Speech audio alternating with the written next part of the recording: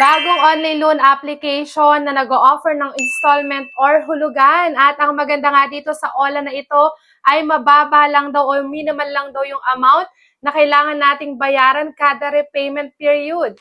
Hello mga ka-London! Loan dito, loan doon. Panibagong araw, panibagong online loan application na naman ang ating pag-uusapan at re-reviewin. Tara, samahan niyo akong alamin kung ito na ba ang magiging solusyon sa pera problema natin. At kung bago ka lang sa channel na ito, ay huwag mong kalimutang mag-subscribe at i-click ang notification bell para lagi kang updated sa mga susunod pa nating mga videos. Yes naman, nakakatuwa nga itong online loan application na pag-uusapan at i-review natin ngayong araw dahil nag-o-offer nga ito ng hulugan or installment sa mababang halaga. Pero syempre, ang alamin natin dyan is kung magkano ba yung ibibigay niya sa ating credit limit dahil ang maximum loan amount na pwede niyang ipaloan sa mga repeat borrower is up to 50,000 pesos. Pero bago nga tayo umabot sa ganyang kataas na credit limit, magsisimula muna tayo sa medyo mababang amount. At yan nga ang alamin natin kung magkano yan at kailangan muna na tayong makapag-build ng trust at kailangan makapagbayad tayo on time para sa susunod nating loan is pwede nang mas tumaas ang ating credit limit. Isang valid ID nga lang ang kailangan para makapag-apply tayo dito sa OLA na ito. Kaya kahit ikaw ay student lang, ikaw ay unemployed or walang trabaho sa kasalukuyan, or ikaw ay retired na, walang problema dahil isang valid ID lang ang kailangan, ay pwedeng-pwede na tayong makapag-apply. Ang kagandahan pa nga dito sa OLA na ito is available at downloadable po sa Google Play Store. Kaya naman mga Android users dyan, para sa inyo itong review natin ngayong araw. At kung ikaw nga ay madalas na naglo-loan, nagtatry mag-apply dahil nga madalas kang mangailangan ng pera, naku, huwag kang mawala ng pag-asa kung ikaw ay madalas ma-reject sa mga ina-applyan mo. Naku, yan ay usual nang nangyayari sa mga kagaya nating mga madalas nag-a-apply sa mga loan application. Kaya naman huwag kang malungkot dahil dito sa ating channel ay namimigay tayo ng instant GCash giveaway sa maswerteng mapipili. Ano nga lang bang dapat mong gawin? I-like lang ating video at huwag kalimutang mag-comment sa comment section para sa tsansang manalo. Nagkakaroon ka na nga ng idea sa mga online loan application at the same time, may tsansa ka pang manalo ng instant cash. Malaking marami-rami na rin ang nanalo sa ating pa-GCash giveaway. Malay mo, ikaw na ang magulat sa susunod dahil ikaw na ang susunod na masisendan. At yan nga, balikan na natin agad itong OLA na i-review natin ngayong araw na nag-o-offer nga ng hulugan at mababa nga lang daw ang amount na kailangan nating bayaran kada repayment period natin.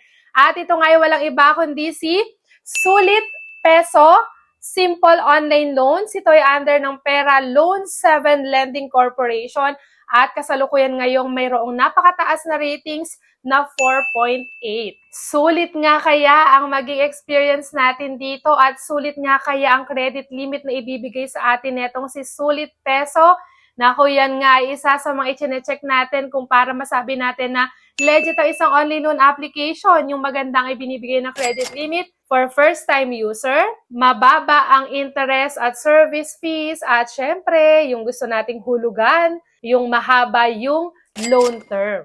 And eto nga yung pinakita ni Sulit Peso sa kanyang ads na kaya naman tayo talaga ay mapapaklik at mapapadownload. Pero huwag ka munang mag-apply dahil ito kayo ay designed for users in the Philippines at ang maximum na pwede niyang pa-loan for repeat borrower is up to 50,000 pesos. Ito nga din daw ay simple online loan for your daily needs. Yes, kaya naman tayo talaga naglo-loan ay para sa ating mga daily needs or pang-araw-araw na pangangailangan. And siya din daw ay mayroong clear terms and transparent interest. And ito nga si Sulit Peso daw ay nag-o-offer ng high value loans, especially for repeat borrowers. And ito pa nga, sabi niya dito, withdraw your loan now. Act immediately. At talaga namang mag-act immediately na tayo, lalo na't nalaman natin na ito ay hulog-hulugan at mababa lang kailangan nating bayaran tuwing repayment period natin. At ayan nga, wag na nating patagalin pa. Magta-try na ako mag-loan dito kay Sulit Peso. So check natin hanggang dulo kung magkano ba talaga ibibigay niya sa ating credit limit at kung totoo ba talaga na hulugan ito. At bago nga tayo makapag-login or makapag-register, syempre kailangan natin ang ating active phone number para makapag-send sila sa atin ng verification code at syempre makapag-continue na tayo sa next step. And dito makikita natin meron din silang privacy statement. So dito i-click lang natin yung agree. And dito nga, urgent loan up to 50,000 pesos at ang approval daw is 3 minutes lang. And ito nga sa ID information, halos lahat ng ID is pwede naman dito kay Sulit Peso. And ito nga, pipicturean mo yung harap at likod ng yung ID. And makikita natin dyan, merong ID number, first name, last name, middle name, gender, at saka yung iyong date of birth or yung iyong birthday. And sa work information naman, kagaya ng sinabi ko sa inyo, isang valid ID lang ang kailangan. Wala nang kailangan pang isubmit na additional documents kagaya ng payslip or certificate of employment. Nandyan pa rin syempre ang company name, company address, company phone number, pero mag-ingat lang sa pagbibigay ng company phone number. Kasama pa rin dyan ang monthly salary, kung magkano ang sahod mo kada buwan, and then yung payday tuwing kailan ka sumasahod. And sa emergency contact naman, kailangan lang nating makapagbigay ng 3. Syempre, pakaisipin pa rin mabuti kung sino ilalagay natin yung 3 na yan, kasi importante yan. Once na hindi tayo makontak ng mga agent ng OLA, sila yung susunod nilang tatawagan. Kaya naman, mas mainam na alam nila na nilagay natin sila as emergency contact sa ating loan. And dito naman sa bank information, pwede pa rin through bank or e-wallet. At sa e-wallet, pwede pa rin ng GCash, Paymaya, at GrabPay. And ayan, ganyan lang kabilis ang ating application dito kay Sulit Peso. Dito na agad tayo sa pinaka-exciting part ng ating review. Dito natin i-check at malalaman kung magkano ba ibibigay sa ating credit limit at kung totoo ba itong hulugan na repayment method netong si Sulit Peso. At ayan nga, kung makikita nyo, 2,000 pesos ay binigay niya sa ating credit limit. Actually, nag-range ng mula 1,000 pesos to 2,000 pesos ang credit limit niya for first-time user. At ang kagandahan lang dito kay Sulit Peso, eto, pinakita niya na every 15 days ang pagbabayad. So, every 15 days, magbabayad tayo. Sa unang pagbabayad, May 13 ngayon, so ang unang pagbabayad natin is May 28. At nakalagay dito, yung 2,000 pesos natin, ang una nating pagbabayad, sa May 28, magbabayad nga tayo ng 355 pesos. At sa susunod nating pagbabayad, after 15 days ulit, 352 pesos. Tapos sa next na pagbabayad is 349.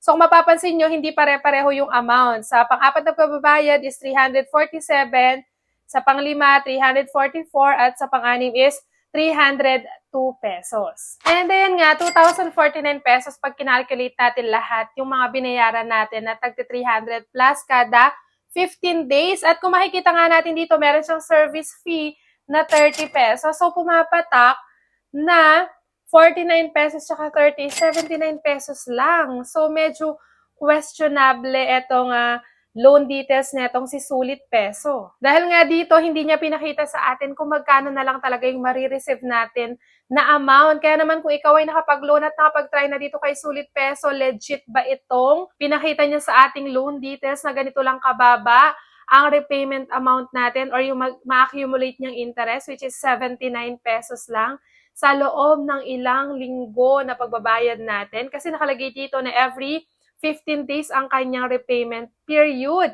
Pero kung totoo nga ito, naku, napakaganda ng ino-offer nitong si Sulit Peso sa atin. Dahil nga mababa lang yung interest at service fee at talagang hulog-hulugan yung ipinakita niya sa kanyang loan details. At kung ikaw nga interesadong mag-loan dito kay Sulit Peso, nasa sa iyo na nga ang desisyon. Etong ipinakita natin ay review lang at para bigyan lang kayo ng idea kung magkano ibinibigay ng credit limit, magkano ang service fees at interest neto at syempre yung kanyang loan term. So ang desisyon, ang huling desisyon ay nasa sa inyo pa rin.